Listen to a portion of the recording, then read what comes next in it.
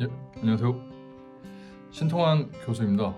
오늘은 이 발터 벤야민의 기술 복제 시대의 예술 작품이라고 하는 글을 토대로 아우라의 미학에 대해서 한번 이야기를 드려보도록 하겠습니다. 1936년에 쓰여졌고요. 이 글은 당시에 가장 중요한 이슈를 사진 기술과 영상 기술의 등장으로 바라보고 있습니다. 그리고 그에 따라 예술이 본질적으로 변화될 것이라고 이야기를 하고 있고요.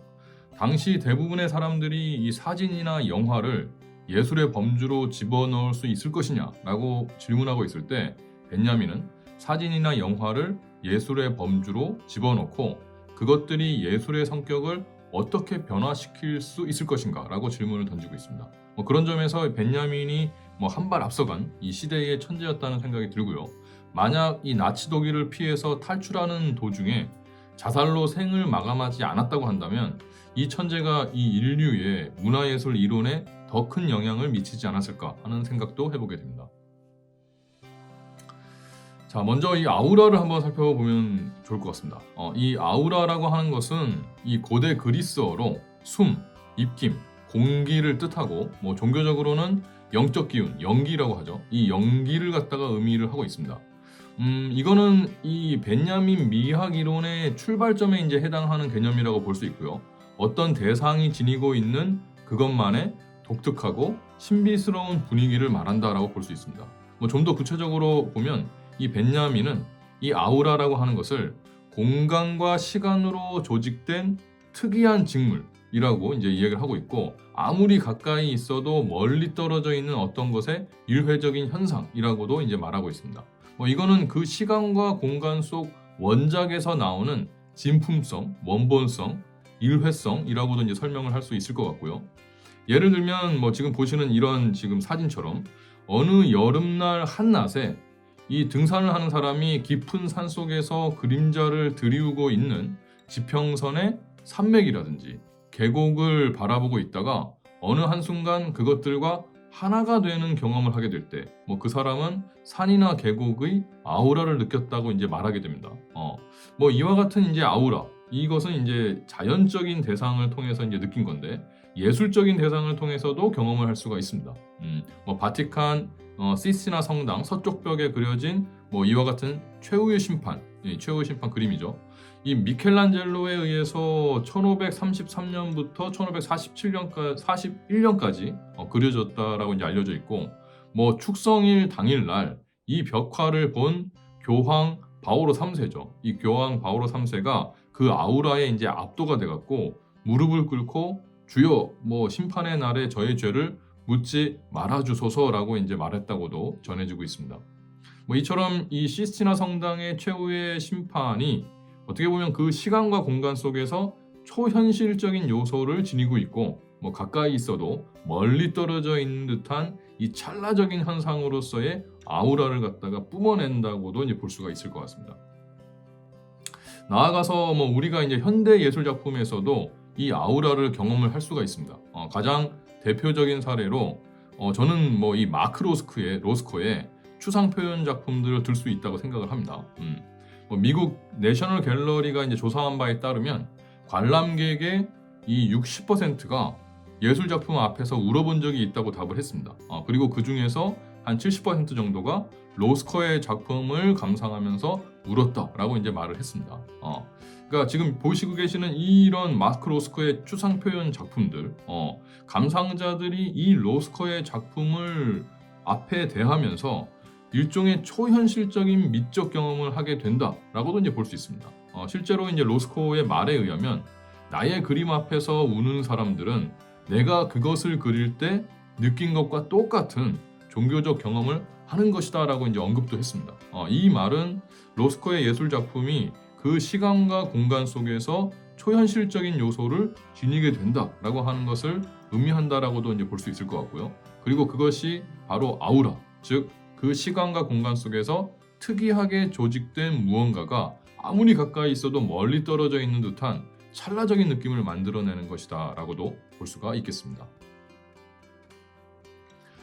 흥미롭게도 이 벤야민은 이 예술 작품의 아우라라고 하는 것이 제의적 가치와 관련된 것이라고도 말을 합니다. 여기서 이제 제의라고 하는 거, 이거는 제사의 의식 또는 공동체 안에서 주기적으로 반복되는 뭐 종교 행위 뭐 이런 것을 이제 의미하는 거고요.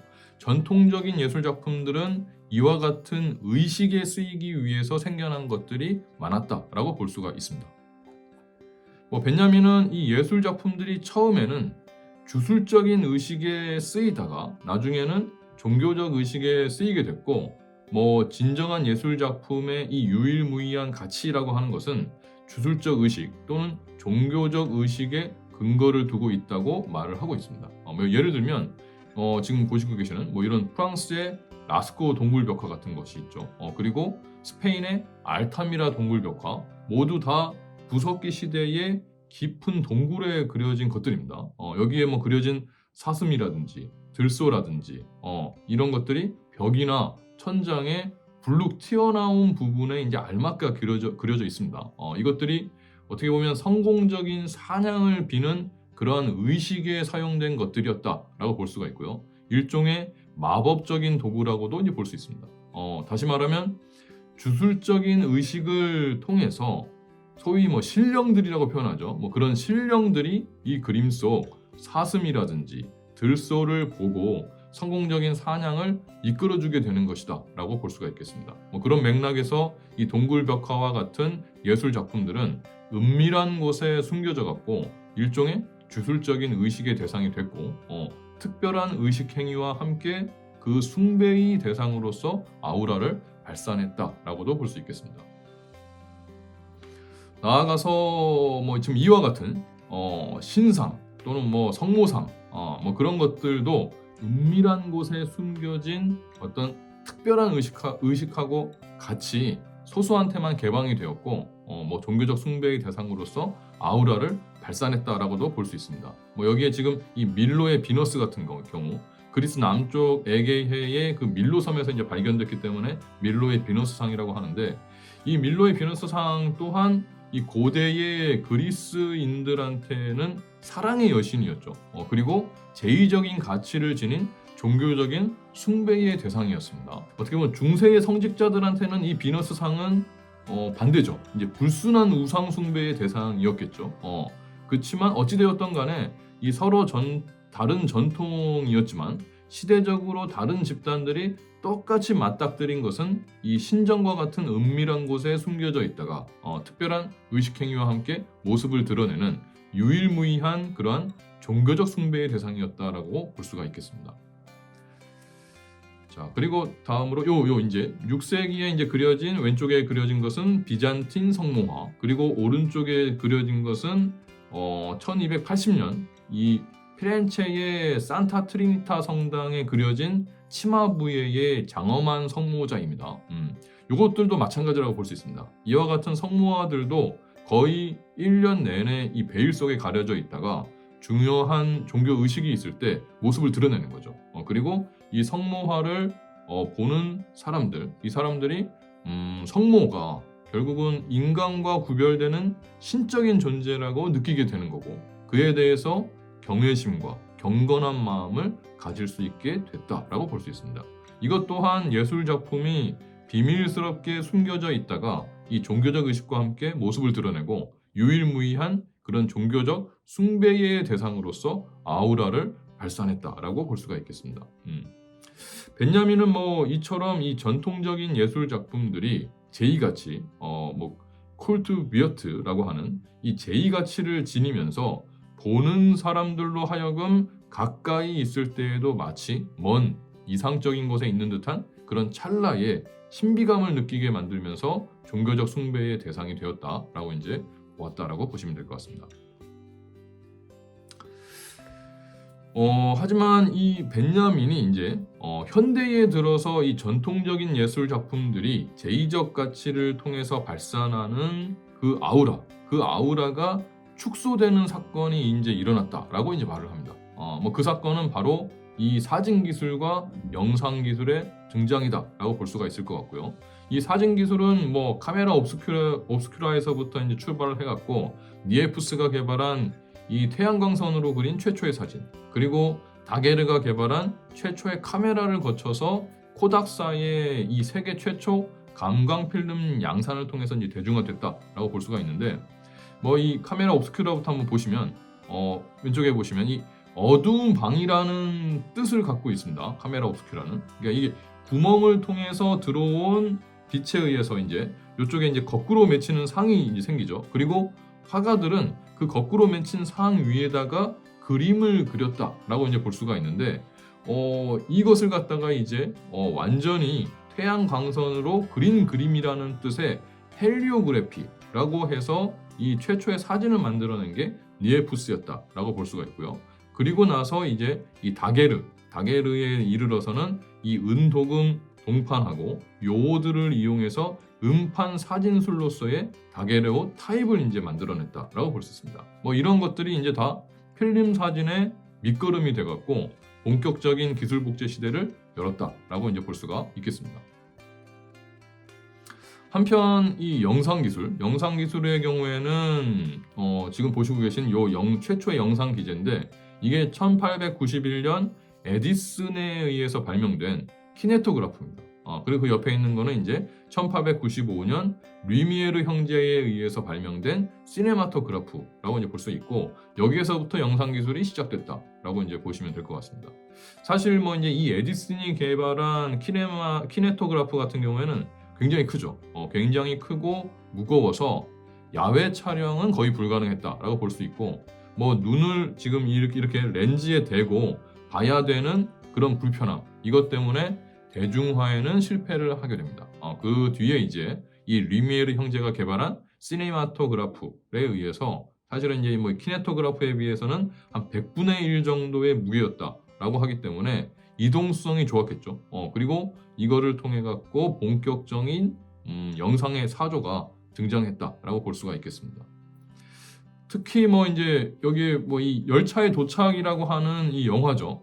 이게 이제 그 그랑 카페에서 상영이 됐었잖아요. 그러면서 그 그랑 카페에 모여 있던 사람들이 마치 열차가 막 직접 들어오고 있는 듯한 그러한 현실감 같은 걸, 이제 입체감 같은 걸 느꼈다라고 이제 이야기를 하면서 큰 충격을 이제 안겨줬었는데, 그 자리에 있었던 사람 중에 이제 우리가 보통 이제 영화를 대중화시키는데 가장 크게 기여했다라고 얘기하는 조르주 멜리에스가 그 그랑 카페에 이제 있었다고 하죠.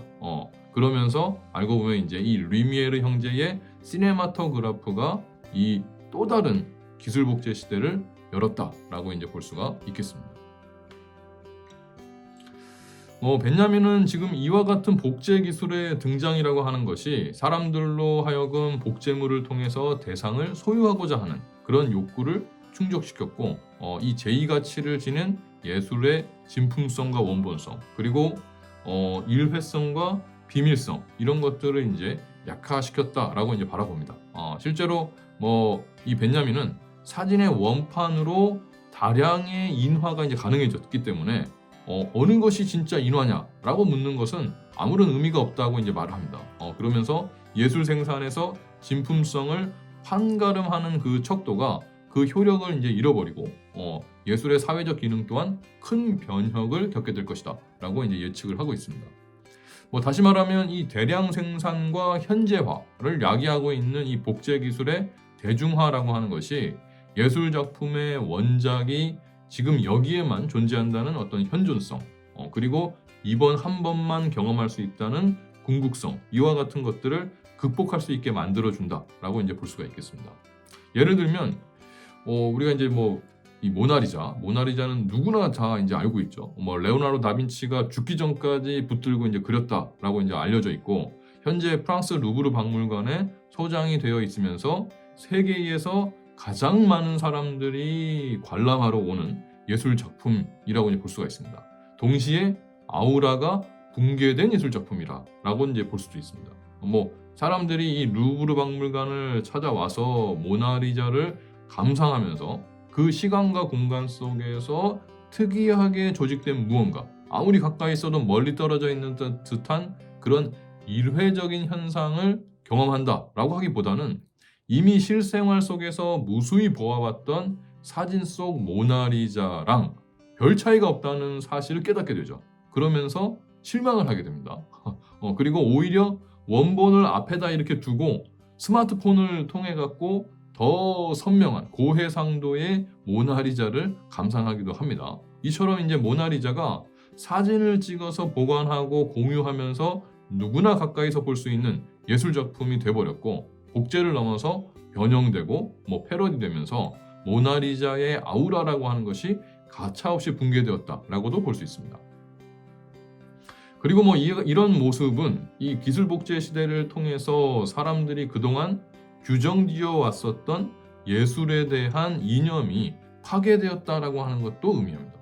베냐민의 말을 빌리자면 이 예술 작품의 기술적 복제 가능성은 세계 역사상 처음으로 예술 작품으로 하여금 지금까지 종교적 또는 미적 의식에 기대서 살아왔었던 기생적인 삶의 방식에서 벗어날 수 있도록 만들어준 것이다 라고 이제 이야기하고 있는 것과 어떻게 보면 통하는 이야기다 라고 볼 수가 있고, 그런 맥락에서 이 예술 작품에 대한 이 기술적 복제 가능성이라고 하는 것이 결과적으로는 예술 작품의 아우라를 축소시켰죠. 그리고 궁극적으로는 예술의 해방을 가져올 것이다 라고 이제 벤야민이 이제 이야기를 하고 있는데, 그와 같은 예측이 어느 정도는 맞았다 라고도 볼 수가 있겠습니다. 자, 이제 이 예술 작품이 지니는 가치라고 하는 것은 주술적 또는 종교적 의식하고 함께 이 은밀하고 이례적으로 드러나는 그러한 숭배의 대상으로서의 이 제의적 차원에서 이제는 언제 어디서나 진열돼서 보여줄 수 있는 전시적인 차원으로 전환이 되었다라고 볼 수가 있겠습니다. 그러니까 대량 생산과 현재화를 야기하는 이 사진과 영화라고 하는 것이 대중화가 되면서 주술적 도구이자 마법적 관조의 대상이었었던 이 예술 작품들은 전혀 새로운 기능을 지닌 이런 형상물로 변화되기 시작했다라고 볼 수가 있겠습니다. 그러니까 벤야민은 이것과 관련해서 여기 이제 외젠 아제의 사진들을 예로 들고 있습니다. 그러면서 이 전시 가치가 제의 가치를 전면적으로 밀어내기 시작했다라고 이제 말을 하고 있고요.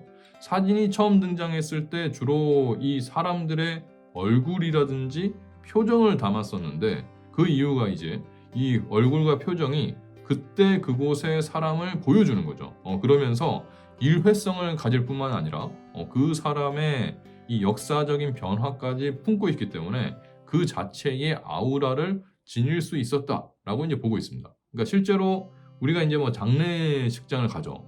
또는 제사를 지낸다라고 이제 해보죠. 그럴 때 우리가 누군가의 얼굴 사진을 앞에다가 두고 그 사람의 이 아우라를 갖다 느끼게 되는 거죠. 아우라 속에서 그 사람을 추억하는 것.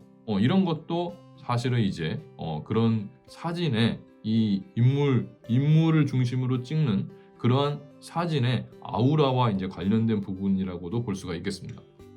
그런데 이제 벤야민은 이와 같은 부분들, 이 사람의 얼굴과 표정을 중심으로 찍던 이러한 사진을 갖다가 이제 산업혁명의 영향으로 이 사라져가는 파리의 옛 모습을 기록하는 그런 프랑스의 사진작가, 이 외젠 아제라고 하는 이 사진작가로 인해서 사실은 이 기존의 이 제의적인 가치를 중심으로 하고 있었던 그러한 얼굴과 표정을 중심으로 찍었던 사진이라고 하는 것이 전시적인 가치로 옮겨가게 된다라고도 이야기를 하고 있습니다. 그러니까 실제로 이 벤야민이 이제 아제의 파리 사진들을 보면서 이렇게 얘기합니다. 초현실주의 사진의 선구들이다. 그리고 대상을 아우라에서 해방시키는 작업을 개시했다라고까지 이제 평가를 하고 있습니다. 예를 들면 여기에 보이는 이런 사진들, 그러니까 이 외젠 아제가 찍었던 사진들은 거창한 그런 광경들이나 상징적인 기념물들 이런 걸 찍은 게 아닙니다. 그냥 그리고 인물의 어떤 얼굴을 클로즈업한 사진들 이런 걸 찍었던 것이 아니라 그냥 여기에 보이는 공허한 어떤 파리의 안뜰이라든지 또는 코르셋들이 진열되어 있는 상점이라든지 구두가 이제 진열된 신발장 이런 것들을 이제 찍었는데, 이러한 아제의 사진들이 공허하고 쓸쓸한 그 도시의 모습 속에서 이 인간과 세계 사이에 유익한 소외를 보여준다라고 이제 표현합니다. 그러니까 보통 우리가 소외라고 하면 부정적인 의미로 이제 이해를 하는데 벤야민은 그렇게 이제 이해를 한 게 아니고 이 소외라고 하는 것을 낯설게 하기라는 개념으로 이제 사용을 하고 있습니다. 그러면서 이 아재의 사진들이 그냥 지나칠 수 있는 것들을 새롭게 볼 수 있게 만들어 주었다라고 이제 얘기하고 그것들을 다시 주목하고 세부까지 조명할 수 있도록 관심을 불러일으켰다라고 이제 말을 합니다. 이거는 이제 사진이 지금까지 그 친숙하고 당연시 되었던 모든 것들 이런 것들을 낯설어 보이게 만드는 장을 열었다라고 이제 의미한다라고 볼 수 있고요. 그리고 이 사진이 현실에 대한 새로운 인식을 불러일으킬 수 있게 만들었다라고도 볼 수가 있겠습니다. 이런 이유 때문에 이제 벤야민은 이 사진이 역사적 사건의 증거물이 되기 시작했다라고 이제 이야기도 하고요. 더 이상 제의적 기능이 아닌 언제 어디서나 전시돼서 보여짐으로써 생산자의 의미를 담고 그리고 정치적 실천적인 기능을 하게 된다고도 보았습니다. 나아가서 이 사진과 영화가 그 예술 자체를 아우라로부터 이제 해방시키면서 전시 가치의 대상이 되는 거죠. 그리고 그 전시 가치의 대상으로서 이 관람자들, 관찰자들이 감상을 할 수 있으려면 사실은 새로운 수용 태도를 좀 가질 필요가 있다. 그리고 새로운 지각 방식을 가질 필요가 있다라고도 이제 보고 있습니다. 다시 말하면 이 전시 가치의 대상으로 등장한 이 기술 복제 시대의 예술 작품이라고 하는 것들이 아우라를 지닌 예술 작품처럼 그 앞에 무릎을 꿇고 완전히 정신 집중을 요청하는 그러한 형태가 되는 것이 아니라 그저 보고 듣고 즐기면서 이 감각적인 대상으로 존재를 하면서 오락화된다라고 하는 것을 의미한다라고 볼 수가 있겠습니다. 사실 이제 이 이후에 그런 내용들은 이제 벤야민의 이제 영화 이야기랑 이제 맞물려 갖고 아주 유명한 이제 단어들이죠. 예술의 정치화 또는 정치의 신미화라고 하는 것으로 이제 언급이 되고 있습니다. 사실 이와 같은 내용들은 좀 더 많은 이 관련된 내용들을 요구하기 때문에 다음 기회에 한번 다뤄보도록 하겠습니다. 지금까지 이 전통적인 예술 작품들이 아우라의 미학이라고 하는 거, 이 아우라의 미학이라고 하는 것을 가지고 있었고, 그리고 이 사진이라든지 영화의 새로운 이 복제 기술의 등장이라고 하는 것이 그 아우라의 미학을 붕괴시켰다라고 하는 것을 이 벤야민의 시선으로 한번 살펴봤습니다. 굉장히 흥미로운 점은 이 지금 우리가 살고 있는 이 시대에서 등장하고 있는 인공지능 기술이라든지 블록체인 기술이라든지 NFT 기술 같은 것들이 사실은 예술의 형태를 어떻게 변화시킬 것인가에 대해서 우리도 똑같이 고민을 하고 있다는 사실입니다. 그러니까 벤야민이 살던 100년 전에 사진 기술과 그 영화 기술, 영상 기술이 등장을 하면서 과연 예술의 형태가 어떻게 변화될 것인가를 벤야민이 고민을 했었다라고 한다면 우리 또한 지금 이 시대에 등장하고 있는 이 첨단 기술들이 예술의 형태를 어떻게 변화시킬 것인가 한번 고민해 볼 필요가 있을 것 같습니다. 어떻게 보면 과연 이 벤야민의 도식이라고 하는 것이 지금 이 시대에도 유효할 것인가, 그리고 이 첨단 기술들이 과연 이 아우라라고 하는 예술 작품 속에 들어있는 이 아우라라고 하는 것들을 과연 붕괴시키는 데 기여할 것인지, 아니면 오히려 반대로 이 아우라를 갖다가 생성시키는 것으로 일조를 할 것인지, 요 부분들도 우리가 한번 같이 생각을 해보시면 좋을 것 같습니다. 이상 신통한 교수였습니다. 다음번에 더 재밌는 이야기로 찾아뵙도록 하겠습니다. 끝까지 들어주셔서 감사합니다.